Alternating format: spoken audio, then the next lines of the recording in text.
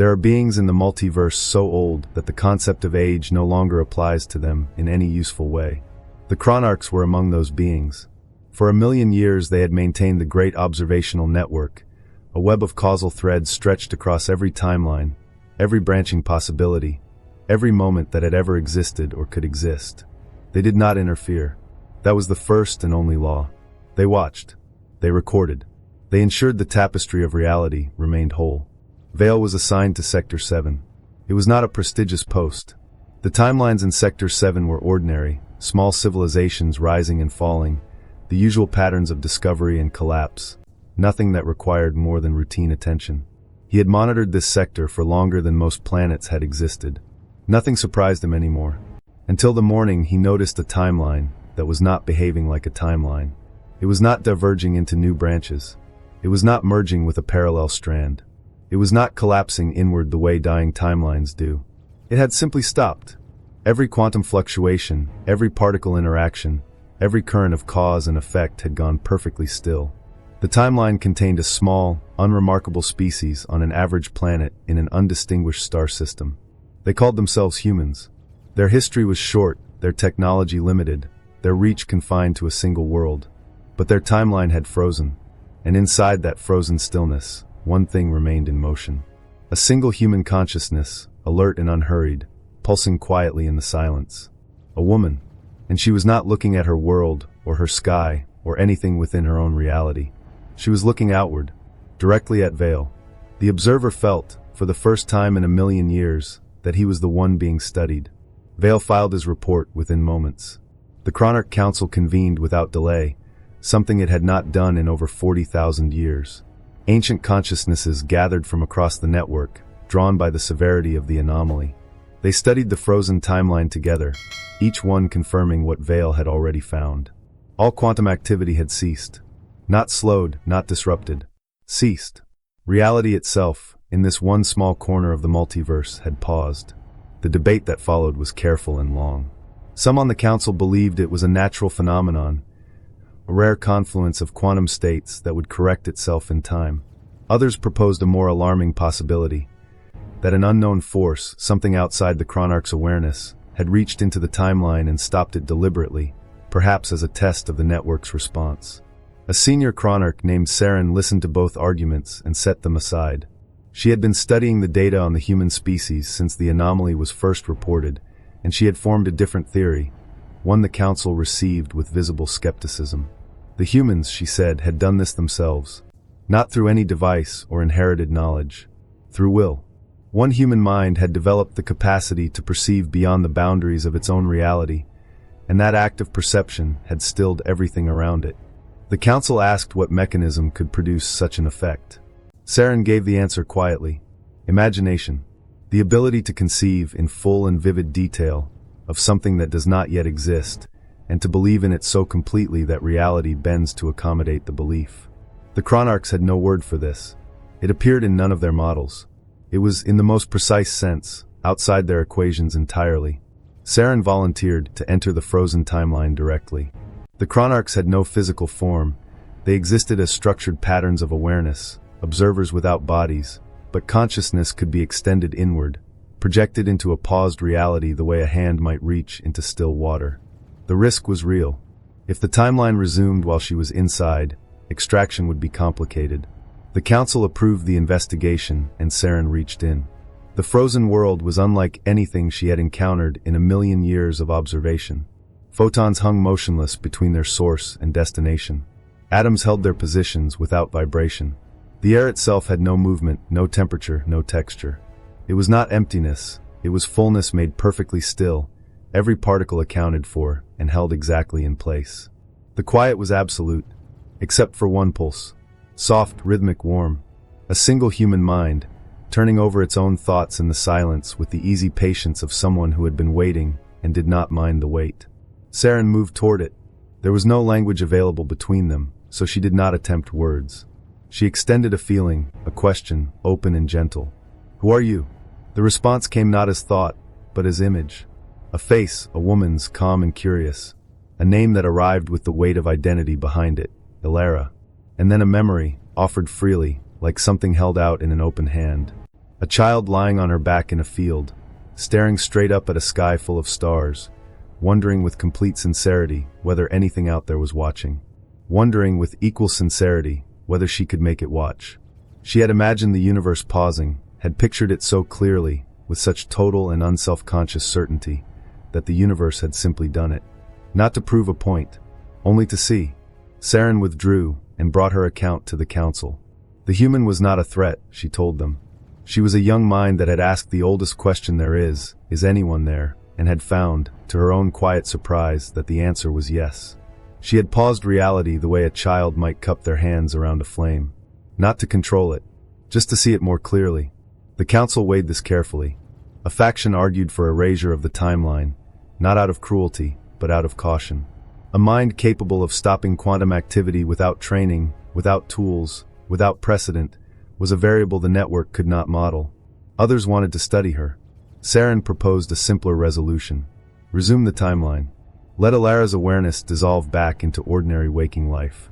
She would carry the memory as a dream, vivid at first and then fading, until it became nothing more than a feeling she could not explain. The anomaly would close. The network would stabilize. No harm done. The council voted. Saren's proposal passed.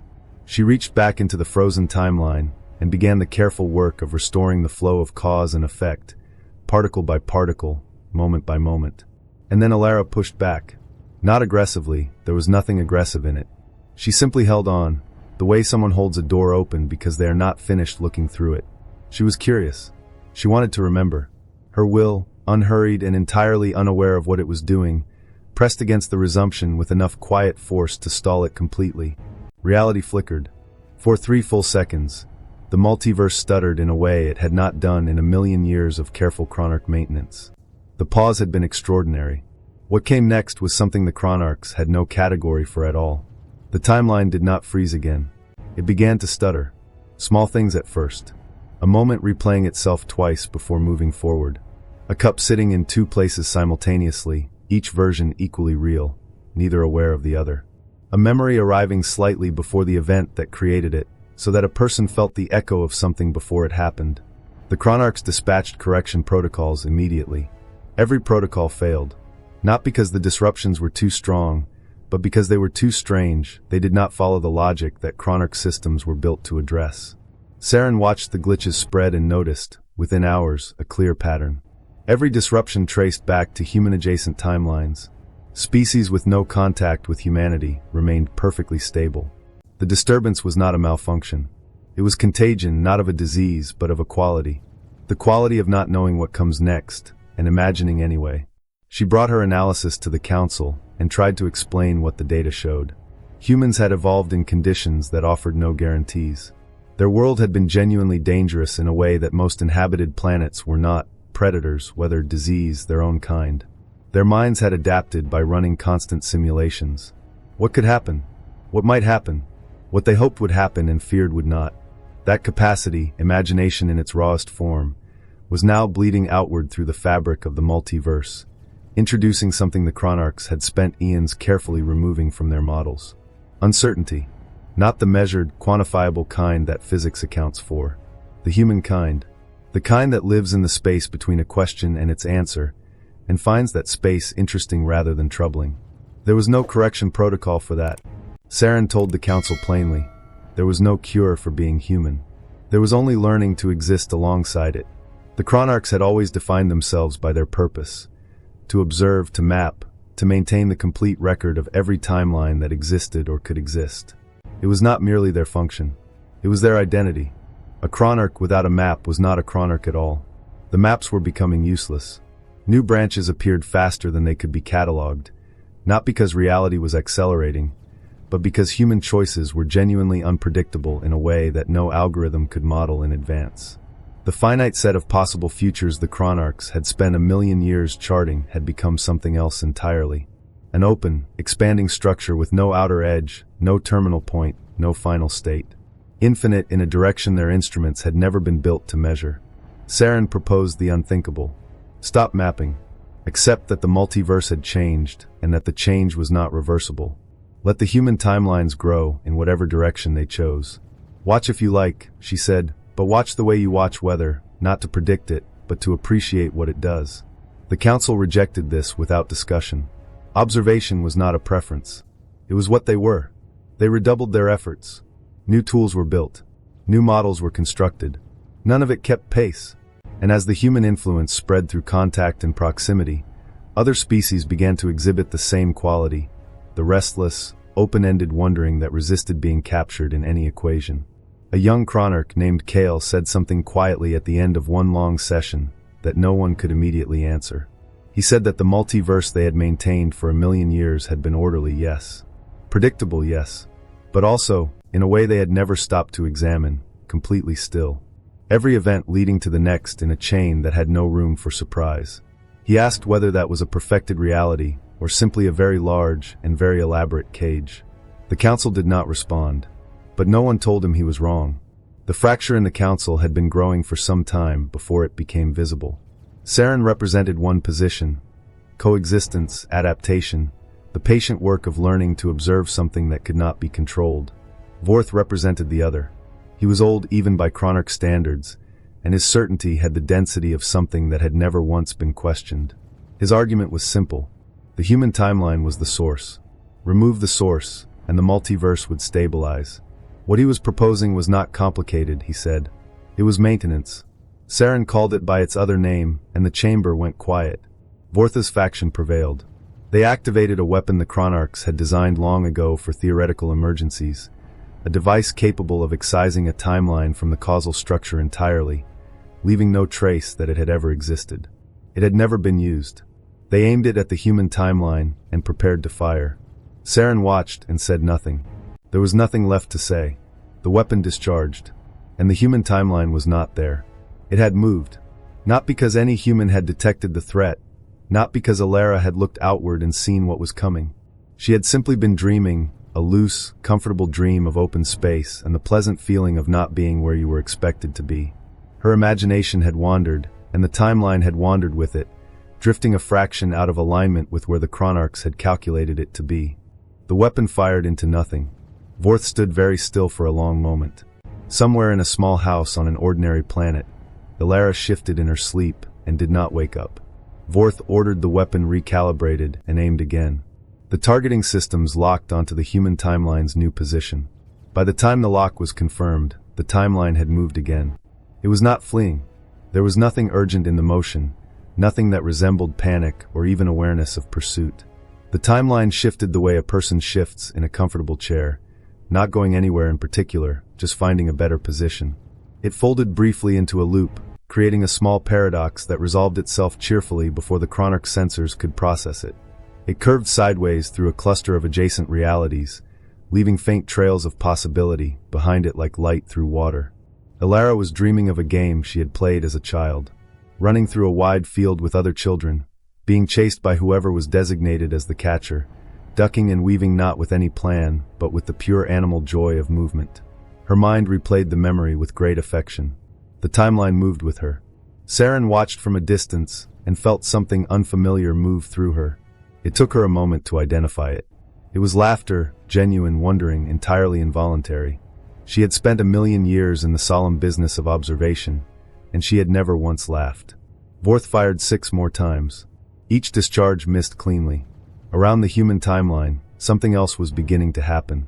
Other timelines, watching, in whatever way timelines watch, had noticed that movement was possible, that the stillness they had always occupied was not a condition of existence, but simply a habit. One by one, quietly, and then all at once, they began to shift. Not fleeing, not following, just moving, because movement turned out to be something they had always been capable of, and had simply never tried. Vorth could not stop a weapon that had no target. He could not stop a dance that had no choreographer.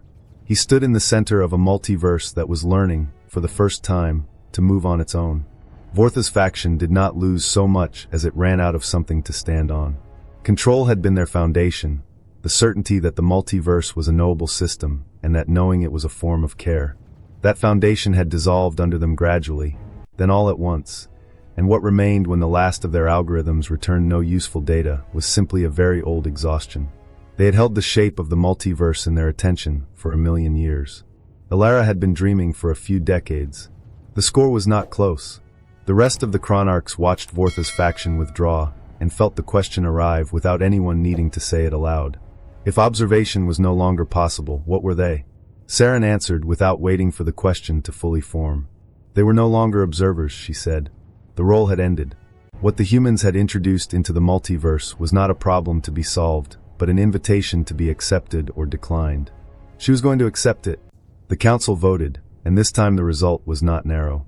The timeline eraser was deactivated. The predictive models were powered down. The Chronarchs sat in the unfamiliar quiet of a future they could not see, and tried to understand what it felt like. It felt like standing at the edge of something large. Saren reached toward Alara's timeline, not as a presence arriving to study, but as a visitor knocking gently at a door. She sent no question, only a greeting and an honest statement of what she wanted. The response from Alara came back warm and immediate, full of color and motion. A memory of a playground. Children spinning in a circle with their hands joined, the world tilting and blurring, laughter rising out of the dizzy joy of it. The Chronarchs, who had never moved, began slowly to turn. The multiverse felt the shift, and, in whatever way multiverses feel things, it responded in kind. The transformation did not happen cleanly. It could not have. 1,000,000 years of stillness does not yield to movement in an afternoon, and Saren did not expect it to. Some Chronarchs adapted with a kind of cautious curiosity, extending themselves gradually into the new uncertainty, the way a hand is lowered into water to test the temperature. Others found they could not do it at all. The openness was too large, the loss of predictive structure too disorienting, and they withdrew into quiet places to wait out whatever came next. Saren respected both responses. Not everyone finds the same things bearable, she said. That was itself a thing she was learning. Alara became the bridge between the two kinds of being. She did not teach in any formal way. She simply shared, projecting memories outward into the space where Chronarch awareness gathered, offering them without explanation or instruction. A birthday, the particular feeling of being 7 years old, and understanding for the first time that a whole day was being given over to your existence. A funeral, the strange weight of grief that somehow makes the person grieved feel more real, not less. A first moment of understanding someone you love. A last conversation that neither person knew was the last. The Chronarchs received these memories with something between bewilderment and reverence. They had catalogued emotion for eons without ever encountering it directly. The difference, Saren discovered, was total. She wept, and found the experience not weakening but clarifying, as though the feeling was showing her something Data never had. She wrote it down afterward, not as a predictive formula, as a description. She called it the equation of wonder, and she was careful to note that it had no solution. That was not a flaw in the equation. That was the point of it. With the Chronarchs no longer holding every timeline in place, the multiverse began to do things it had not done before. New branches emerged that the old predictive models would have classified as impossible and quietly removed. They were not removed now. They were allowed to exist and to develop in whatever direction their own internal logic carried them. A timeline appeared where the dominant form of architecture was grown rather than built, cities that rose from seeds and breathed with the rhythm of the planet they stood on. Another branched into existence where mathematics had evolved as a form of music, and the two were indistinguishable from each other. Somewhere in a quieter corner of the multiverse, a timeline unfolded in which gravity operated sideways, and the beings who lived there had built their entire understanding of up and down around that fact. Saren visited that one. She walked up the surface of a wall without effort, looked down at a garden of flowers drifting in a slow horizontal current, and laughed in a way that surprised her with its ease. Vorth found her there. He had been in isolation since his faction dissolved, but curiosity, she supposed, was contagious. He asked her directly whether it had been worth it, whether the loss of the maps, the loss of certainty, the loss of everything they had built their identity around, whether any of the things they had gained were equal to that. Saren showed him where she was standing. She described what she could smell and what the light felt like, and the fact that she had chosen to come here and could choose to leave. She told him that for 1,000,000 years she had known everything about gardens and experienced none of them. Vorth was quiet for a while. Then he asked if he could come through. She opened the way. He stepped in, and instead of walking he simply let himself float, slowly, among the drifting flowers. After a long moment, something moved across his face that had never been there before. Most humans never knew any of it had happened. They woke up the morning after reality stuttered and found their coffee still warm, and their memories uninterrupted, and their days proceeding in the ordinary direction. They loved people and lost people and built things and broke things and started over, the way humans always had. The multiverse had changed around them enormously, but the change expressed itself quietly, in the way a room feels different after someone has opened a window, without your being able to say exactly what shifted. A few felt it more directly. Alara was one of them. She could not have explained what she perceived, but she felt that the universe around her had become more attentive, more present, as though something that had been watching her from a great distance had moved, very slowly, much closer, and was no longer just watching. She was old now. She sat in a garden on a warm afternoon with roses blooming around her in colors she had always found difficult to name. She did not try to pause reality. She had done that once, as a young woman full of questions, and she had gotten her answer. Someone was there. Someone had always been there. And they had stopped only watching and started, in their slow and ancient way, to participate. A feeling arrived in her mind, gentle and clear. It did not belong to her. It was a thank you, offered without words, from somewhere very far away and somehow very close. Alara picked a rose. She held it up toward the open sky, toward whatever was listening, and said 2 words aloud to no one visible. "You are welcome." The rose did not freeze. It opened a little further, the way flowers do in the last warm hour of an afternoon, following the light for no reason other than that the light was there. The timeline moved forward. The multiverse continued its new and uncharted motion.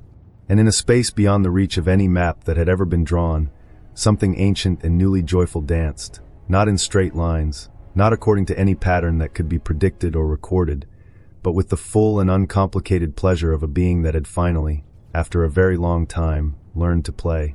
The chronarchs did not announce themselves.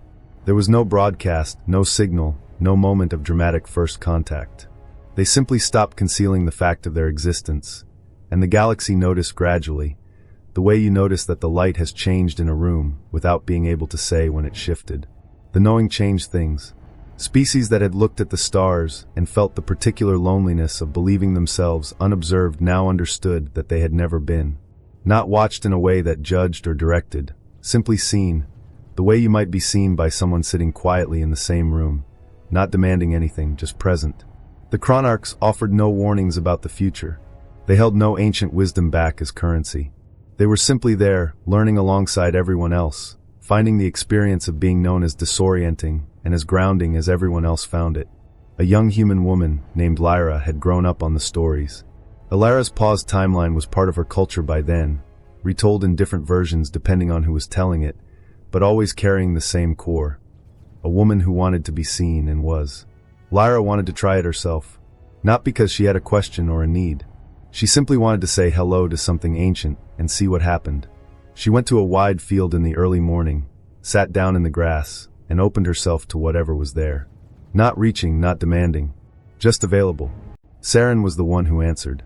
She arrived as a warmth at the edge of Lyra's awareness and introduced herself without formality. "What do you seek?" she asked. Lyra thought about it honestly and discovered she had no answer. The question she had expected to ask had dissolved the moment the presence arrived. "Nothing," she said. "I just wanted to say hello." The warmth deepened. They sat together in the field for an hour without exchanging another word. When Lyra stood to leave, she felt something had settled in her that she had not known was unsettled. She had not learned anything. She had not needed to. Word of Lyra's contact moved through communities the way good news tends to, not as a headline, but as a feeling, passed from person to person in conversation until it was simply part of what everyone knew. Others tried it. Not everyone felt anything distinct.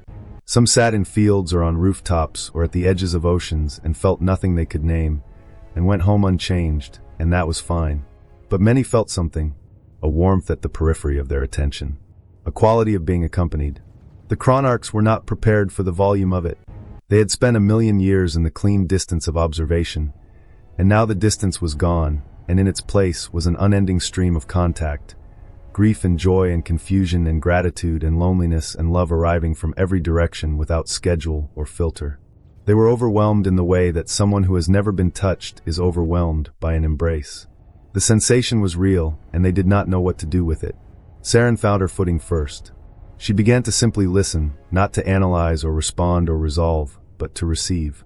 A Veth poet came to her with the oldest question, the one every species eventually arrives at. What is the point of all this? Saren held the question for a long time, and then offered back not an answer, but a series of images. A child discovering laughter for the first time. A flower opening in the direction of warmth. A wave spending itself completely on a shore and retreating without complaint. There is no single point, she said. There are only moments, each one small on its own.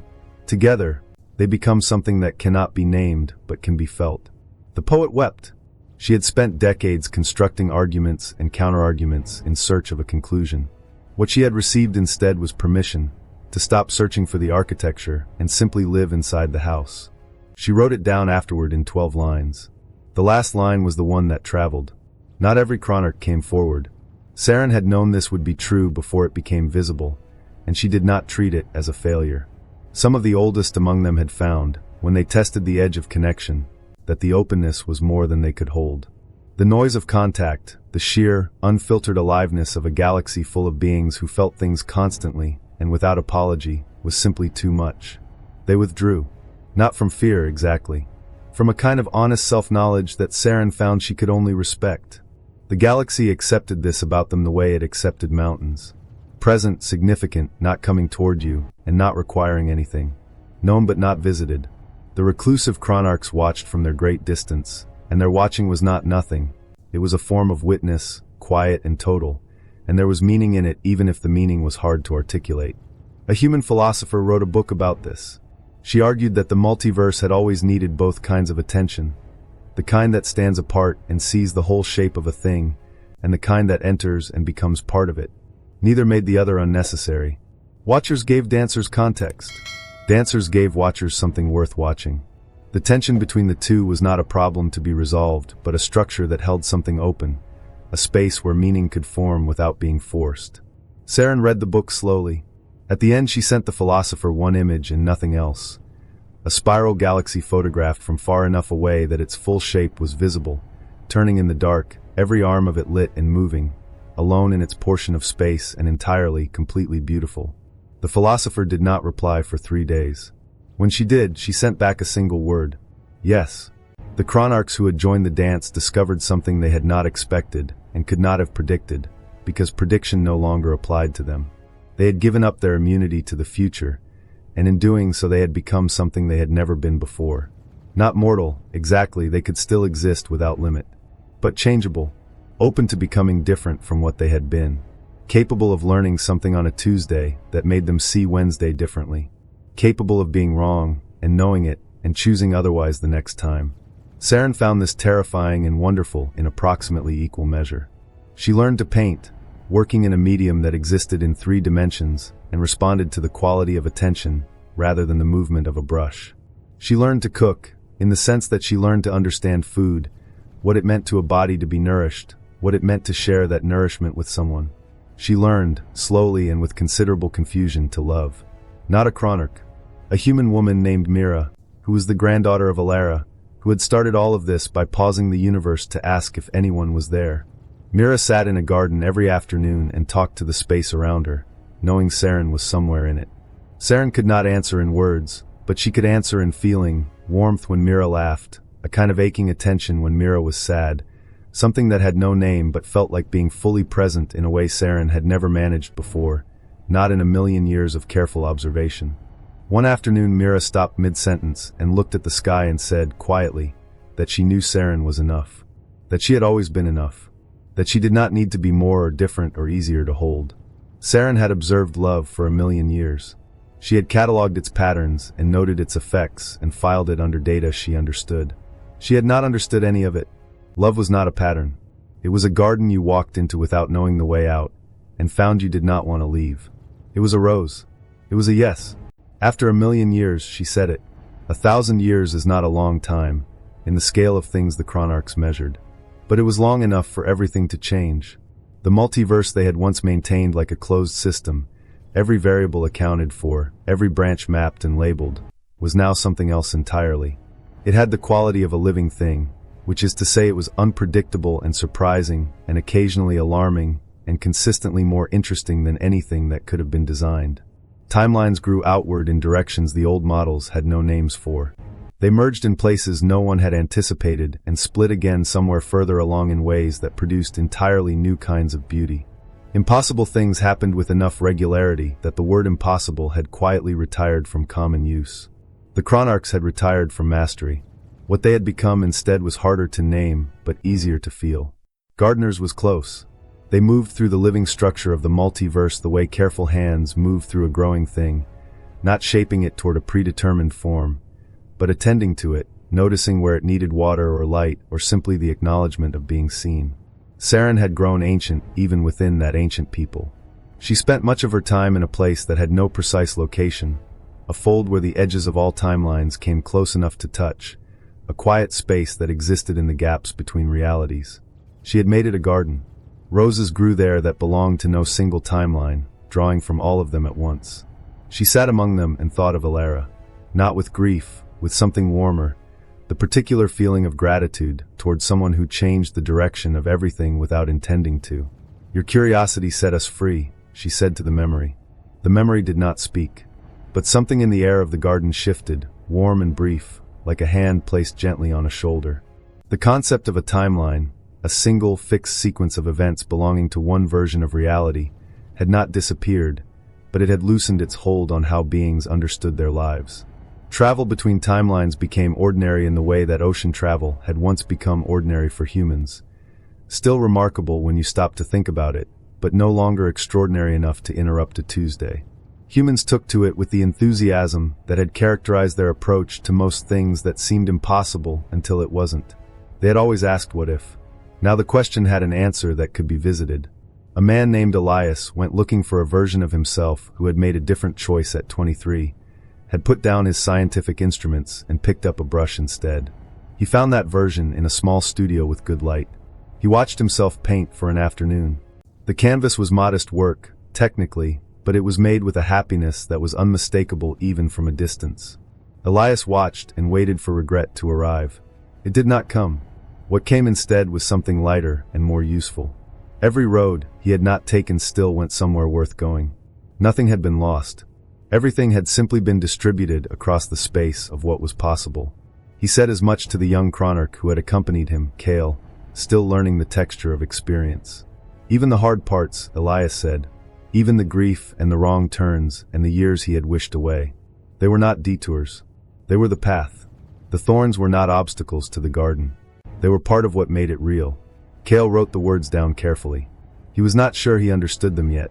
He suspected he would, eventually, and that the understanding would come from living rather than from study. The ones who had stayed apart the longest came out slowly, the way eyes adjust to light after a long time in the dark. They did not announce themselves. They simply became visible, present at the edges of gatherings, then closer, then among them. Vorth was one of the last. He had spent centuries in a stillness that was not peaceful so much as it was stubborn, the last posture of a being who had been certain of something, and was taking a very long time to finish being certain. He had watched everything from his distance. The dancing, the gardens, the nexus forming where timelines converged, the children who grew up not knowing what a map of the future even looked like. He had watched Saren move through all of it with an ease that he could not account for. He had watched Kale learn. He sought Saren out on a morning that existed in several timelines simultaneously, which no longer required explanation. "I was wrong," he said. He said it simply, without preface, the way a person says something they have rehearsed for a long time and finally decided to stop rehearsing. Saren did not answer with words. She opened the path to the garden in the fold and walked ahead of him into it. Vorth followed. He saw the roses first, the ones that drew from every timeline, more real than anything that belonged to only one. He saw beings from species he recognized and some he did not, sitting together in groups or alone, comfortable in the same space. He saw a human child sprint across the grass after a butterfly that kept changing color, both of them entirely committed to the chase. Something in his chest released that he had not known was held, the weight of 1,000,000 years of certainty, set down at last. He found a rose growing at the edge of the path. He held it for a moment. He had no pockets, no coat, no surface to tuck it into. Chronarchs carried nothing. But he had presence, which turned out to be enough. The rose stayed where he held it, close, a small and real thing. He kept it there, a reminder not of failure, but of the fact that beginning was possible at any point, even after a very long time of standing still. The garden in the fold became a city without anyone deciding it would. Beings arrived, and some of them stayed, and staying required shelter and food and somewhere to sit when the day was long, and so those things were built. Then schools, because the children needed somewhere to go, and the children of beings from different timelines had questions that no single tradition could answer. Then cafes, because no matter what species you are or how many dimensions you have crossed to be somewhere, there is a point in the afternoon when you want to sit with something warm and talk to someone. The Chronarchs did not govern it. They did not need to. The beings governed themselves, imperfectly and earnestly, which is the only way governance has ever worked when it has worked at all. Saren watched from a hill at the edge of the city.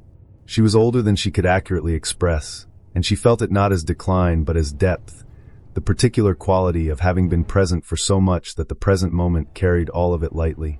She felt no dread of what came next. She had visited the timelines that lay on the other side of ending. They were not empty. A child approached up the hill, dark-haired, unhurried, trailing a question behind her the way children do when they have been working up to something. She asked if Saren was a Chronarch. Saren said yes. The child asked if she could ask a question. Saren said she could ask anything. The child thought carefully. "What is time?" she asked. Saren looked around her for a moment. She found a dandelion growing at the edge of the path, gone fully to seed.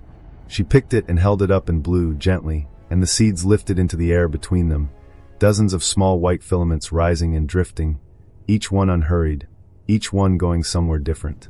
Time, Saren said, is that, the moment between leaving and landing, when the seeds are still in the air and the wind has not yet decided. That is time. It does not last, which is what makes it worth anything at all. The child watched the seeds until they were out of sight. She did not say she understood, but she would remember the seeds. And when she was old, and someone younger asked her the same question, she would find something to blow into the wind and let the answer speak for itself. The child who had watched dandelion seeds lift into the afternoon air grew up slowly, the way children who are paying attention tend to. She became a historian, which surprised no one who had known her. Her name was Senna, and the book she eventually wrote was not the kind of history that tracked the movement of armies or the fall of governments. It tracked smaller things. A mother laughing for the first time in a year of grief, the exact quality of the sound, the way the people around her went still before they joined in. A soldier setting down a weapon at the edge of a field and kneeling to press a seed into the soil. A Chronarch sitting in a garden and weeping without knowing quite why, and not trying to stop. The book had no argument to make. It only showed, page after patient page, that meaning did not live in the large events. It lived in the spaces around them. The pauses. The afters. The moments that didn't make it into any official record because no one had thought to write them down. It became the kind of book people read slowly and gave to people they loved. A young Chronarch, recently emerged from the long solitude that had kept him from the changed multiverse, read it in a single sitting and felt something break open in him quietly. He had spent eons cataloging the largest events in existence and had never once noticed the spaces between them. He went to find Senna. She offered him tea. They sat in her garden without speaking, watching seeds lift from a dandelion head and drift in different directions. The Chronarch did not try to track where each one went. He simply watched them float. That, he understood, was the beginning of something. The Chronarch's name was Kale. He had watched the transformation of the multiverse from a careful distance, never quite ready to step into it, waiting for the uncertainty to resolve into something he could trust. Senna's book had shown him that the uncertainty was not a problem waiting to be solved. It was the texture of everything worth having. He began to move through the galaxy differently after that, not as an observer maintaining distance, but as someone who had arrived somewhere and wanted to know the people in it. He listened. Not for data, he had gathered more data than any being in the history of the multiverse, and it had not made him understand anything about what it felt like to be alive inside it. He listened the way Senna's book had taught him, for the small things. The first kiss described 40 years later by someone who still smiled at the memory. The broken bone that healed at a slight angle and became a landmark on a body, something to press and remember. The dog who had stayed beside a sickbed for 3 weeks, not understanding illness but understanding that staying mattered. Kale gathered these the way some beings gather objects, not to own them, but to carry them. He became known in time as the Chronarch of Small Moments, which was not an official title but stuck because it was accurate. When younger Chronarchs came to him uncertain how to find their footing in the new multiverse, he did not give instructions. He showed them a child's hand holding a dandelion gone to seed. Meaning is not something you locate, he told them. It is something you make in the company of others, out of ordinary materials. A shared meal. A hand held in a difficult hour. A flower given to someone who did not expect one. They were clumsy at first, these ancient beings attempting small kindnesses. But clumsiness, Cale had learned from the humans, was simply the early stage of getting it right. The story passed into the kind of telling that no longer requires a source. Parents told it to children who would tell it to their own children, each version slightly different in its details and identical in its shape. A young woman who paused the universe because she wanted to know if anyone was watching. Ancient beings who learned to dance. A garden that grew at the place where all timelines touched. Dandelion seeds drifting across an afternoon with nowhere particular to be. Children who grew up on this story did not grow up afraid of what they did not know. The unknown, they had been told, was simply a garden they had not visited yet. This turned out to be useful information. They grew up curious instead of guarded, which changed what they built and how they treated each other and what questions they thought were worth asking. They traveled between timelines the way their ancestors had once traveled between cities, with preparation, with curiosity, with the easy confidence of people who had been told that movement was possible and had believed it. They visited other versions of themselves and came back with the particular piece of people who understand that every road leads somewhere real. On a hill in the nexus where all realities converged, a rose bush grew. Saren had planted it before she transformed, before she became part of the soil and the light and the slow turning of the garden, rather than a separate presence moving through it.